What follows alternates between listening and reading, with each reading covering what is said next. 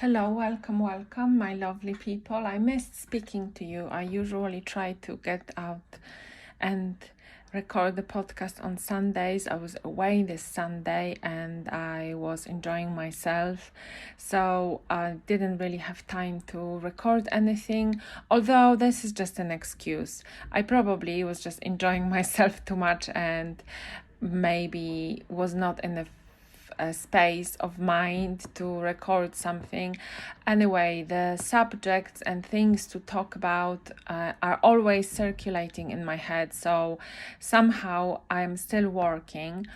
And one thing I wanted to talk about is, first of all, just in general about this podcast, what I would like you or what I would like everyone to, after listening to this podcast, how I would like you to feel and what I would like you to take away and who this podcast is for.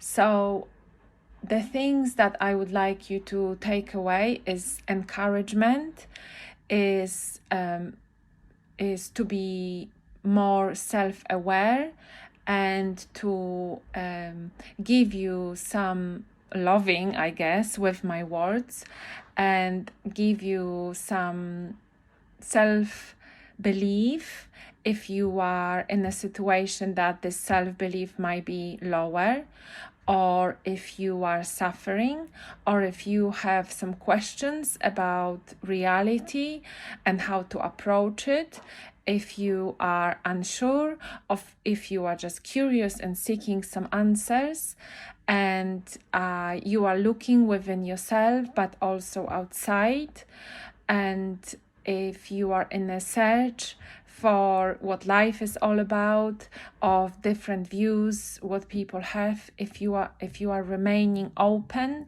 to different perspectives, and also to reassure you that you are unlimited and your potential is unlimited and the possibilities are unlimited and options are there always, and that you create your own reality, that you are more than your body, that you are more than this physical outside, and you can create what's outside you. And how I give this to you is by, first of all, my own experience, but also everything that I have researched and everything that I have lived through, and how the answers that I found for myself through other spiritual seekers, through other really experienced people who also have been through a lot.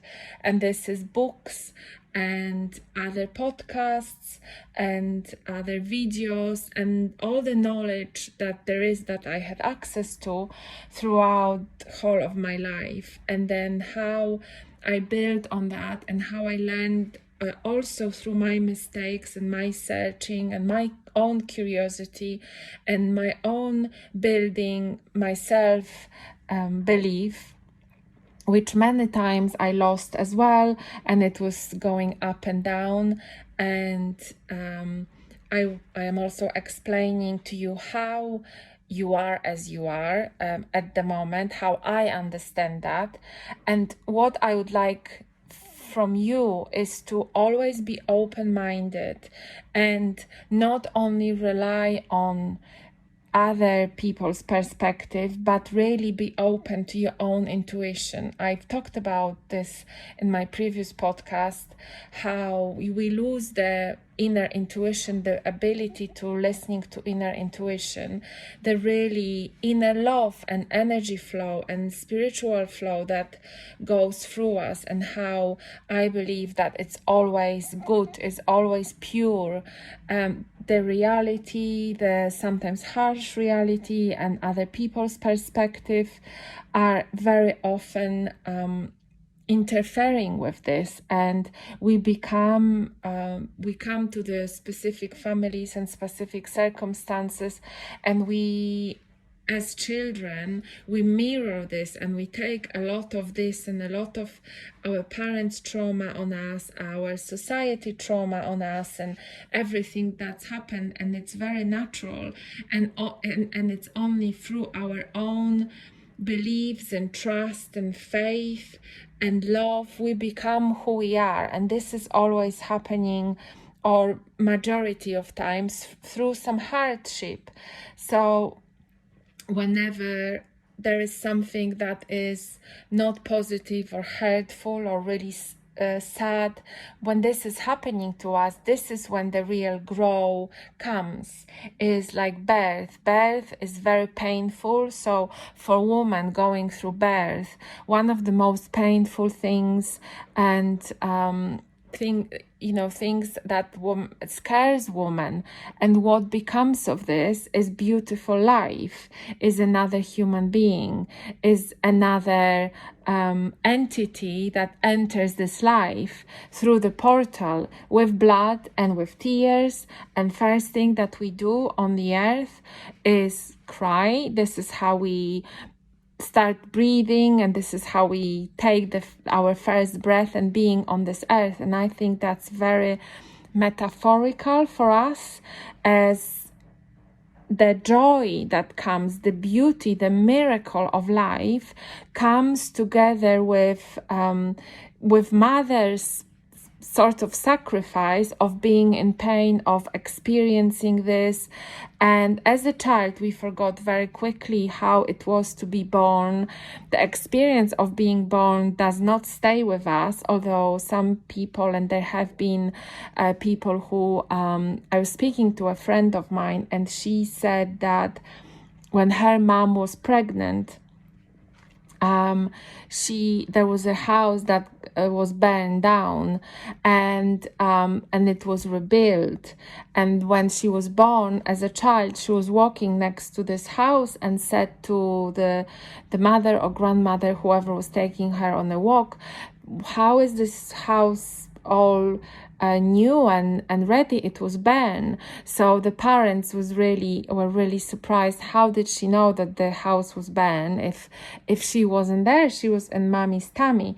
So there are records, definitely, and I'm sure that if you look online and do some research, you'd find records of children remembering things from before, when they were in the tummy, when they were not born. So definitely, in general, we forget that experience of being born. We forget how it is to be in mother's womb, but our moms remember that. So what I'm trying to say is that the first experience is comes through the beautiful miracle of being alive, comes through also a being painful experience.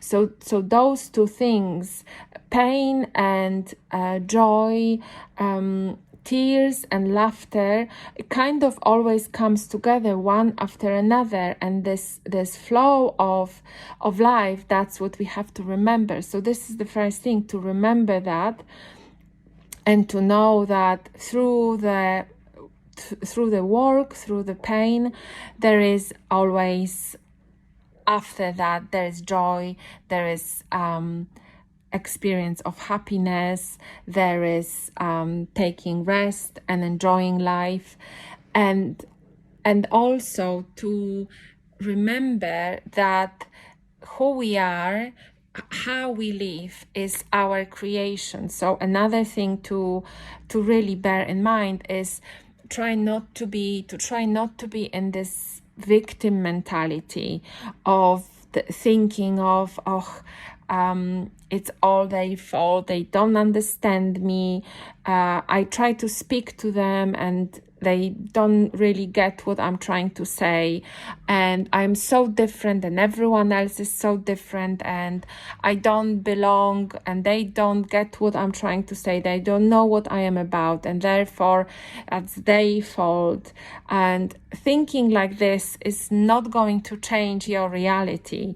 It's a very easy thinking, and we all go into a trap of thinking like this. And in the moment when something is happening, it's very easy to get hang on the negative kind of sides of the situation rather than taking step back and maybe trying another different method, maybe sort of removing yourself from this situation, or also concentrating on the positive side of the situation, of the positive traits of those people that we are trying to see, and remembering that how we see world, our personal perspective, how we experience the world might be and is totally different to the person next to us, even our partner, our family, our friends. And we connect through the shared experience, but also we have to understand that we might be misunderstood, that we might be taken, the things that we are saying might be not taken as we are intending them to be, that are being said. So all of these things, I believe, help us, first of all, communicate with others. Second of all, make sure that we are not in a state of victimhood mentality where we think everyone is against us and it's not fair. Being in this state in the moment can kind of ease our pain, or, think about ourselves that we are right. But just thinking that we are right and someone is wrong is like having a chocolate. It's very is very nice and joyful just for a moment, but then there is nothing to it. There is nothing that we can build on, and probably after that we have to go for a walk. So what I'm trying to say is not to have a chocolate, but to understand what having too much chocolate can do to you and how to offset that. So even though for a moment we think we are a victim, everyone is against us, this is just a thought. If it's subconscious, conscious, if it's because of some programming, that's fine. Accept it, but also notice this. Notice if you're thinking like this, and then try to reverse it. The more you try to reverse it, the more this program is going to be no longer. Living with the mentality of victim, that everyone is against you, and continuing to live like this for the whole of your life is not beneficial to your life. So when you think, rather than wasting your energy thinking of they do something bad to me, or they are not right, or I am right but I cannot do anything about this, try to do something about it by working on yourself. First of all, maybe ask yourself, have you said it the same way to them over and over again? Maybe there is another way to say that. Maybe, and first step to that is see and understand that they see world different to you, and nothing that you do is going to make them see the world the same way as you see the world. So this is kind of the first thing, and it doesn't mean that they are wrong or you are right. It's just a different viewing of the world, and I know it can be very frustrating, and I know sometimes it can be quite painful, but this is just the understanding, and I believe this basic understanding then will help you to move forward, and maybe try to speak to whoever you are trying to influence, or whoever you are trying to speak to, and share your perspective. Maybe that's going to better influence them. Other thing is just being right and proving your point is not also going to be that easy. I don't think that you've been in many situations that someone said something, and then you said something else, and then they said, actually, yes, you are right, I completely changed my view, I completely changed my opinion about this, because this is your opinion and I think that opinion is valid and it's more right than my opinion. I was wrong. Obviously, some people do say that, but that doesn't happening very easily, and you'll have to really use a very specific language and specific methods and specific thinking to really influence those people.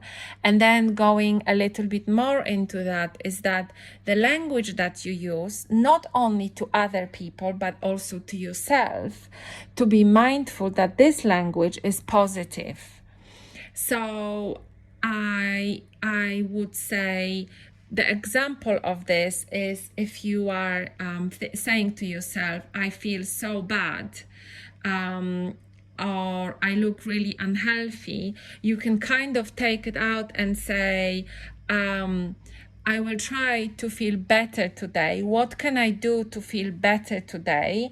And yesterday I looked more healthy than today. What can I do to make myself more healthy? So even using different words which are not negative words to yourself and also outside, create this more positive impact to your subconscious and to your conscious world, and therefore it creates your reality. And I was reading this book, and I'm still reading this book on neuro-linguistic programming, which that's what I was talking about. And the theories and what they talk about is very much, which I realized because I was listening a lot of Joe Dispenza, is how your emotions and your words and your thinking, how it's creating your reality. I didn't realize that so much out of this was actually taken from neuro-linguistic programming, and how really the word that we would like to touch, the word of this discoveries, how our brain works, how our mind works, which is, let's say this is scientific, right? How really it's connected to the not so scientific world of manifesting, of energetically creating your environment, of how a person who is a pessimist and who looks for things that are not working, and who looks for, if they are in a victim mentality and they are trying to find proof that the world is against them, how many proofs of this they find, and vice versa. A person who is very positive and always looks for proofs that the world is beautiful and the world is always providing and the world and the people are kind, and how this person finds the examples that will back this sort of approach. And it's not, the more I see that, the more I understand that this is really rooted in the science of how we speak to ourselves first, in our mind. I really like this exercise. If you say in your head, hello, and your subconscious or conscious responds, what does this respond? And obviously when I said hello, something in my head, my thoughts responded hello, as almost as if I was running my own chat GPT inside my head, which is quite funny. Just came up with that. Obviously we live in the world of the technology, so it's not the chat GPT that goes in your head, it's your inner voice, it's your inner thoughts that are connected to subconscious, and how to really understand the subconscious and conscious. I really liked what the book said. The book I am reading is actually for my presenting skills, but it talks about neuro-linguistic programming and things that I just talked on this episode. It's a book by Ted James and David Shepard, and it's called Presenting Magically, but they talk about these theories, and from influencing others and how you talk to others positively and how they react. What is first is how you talk to yourself. What comes first is you. How you behave and walk and talk to other people when you received a really bad news, your body language, your energy, your kind of the whole persona, and how you come out and talk to people when you received a really good news, uplifting news.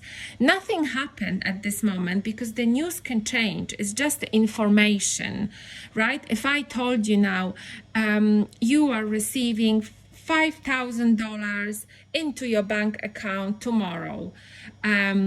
Wow, you feel amazing, you feel happy, you feel excited, maybe elevated. Or if I tell you tomorrow at 12 p.m., the love of your life is going to knock into your door and then you will live with them happily ever after. Straight away is a smile on your face, maybe whatever really happy news there is. And then if I say, oh, actually, sorry, it wasn't, they're not gonna knock to you, it was your neighbor that I had in mind, I made a mistake, right? Is information, but changes our energy. I don't even have to hand you any cash, or I don't have to introduce you to love of your life. It changes just with the information.